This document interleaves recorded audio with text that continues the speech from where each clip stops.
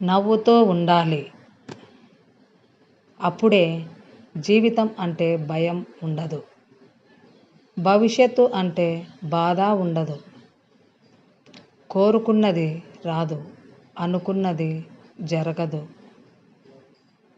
నచ్చింది ఉండదు, ఉన్నది నచ్చదు. ఏది జరిగినా అంతా మన మంచికే అనుకుంటే ఎటువంటి బాధ ఉండదు. కళ్ళు చూసే ప్రతి దృశ్యం నిజం అనుకోవడం తప్పు. ప్రతి మాట సత్యం అనుకోవడము తప్పు. విన్నది గుడ్డిగా నమ్మి ఒకరి వ్యక్తిత్వాన్ని నిర్ధారించడం అన్నిటికన్నా పెద్ద తప్పు. సహాయం చేయడం అంటే నీకు ఉన్నదంతా దానం చేయమని కాదు, దిక్కుతోచని వారికి కాస్త దారి చూపించమని. ఎవరు ఎంత అందమైన వేషం వేసినా కాలం వారి వారి నిజస్వరూపాలను, గుణాలను ఎప్పుడో ఒకప్పుడు ఏదో ఒక విధంగా బయటపడేలా చేస్తుంది. డబ్బులు ఉన్నవారి వెనక మనుషులు తోడుగా ఉంటే, మంచి గుణం ఉన్న వారి వెనక దేవుడు తోడుగా ఉంటాడు. సంపద కలిగిన వాడికి కష్టం వస్తే ఊరందరూ చుట్టాలే.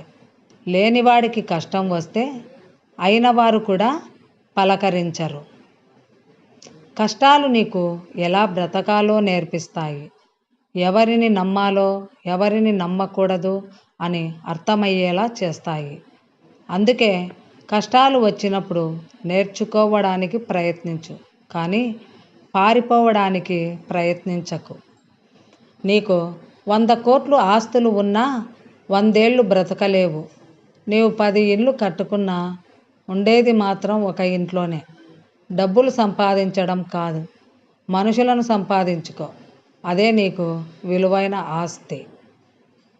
ఈ లోకంలో నా కోసం ఎవరు ఉన్నారు అని ఆలోచించే దానికంటే నన్ను నమ్ముకొని ఎవరు జీవిస్తున్నారు అని ఆలోచించి చూడండి.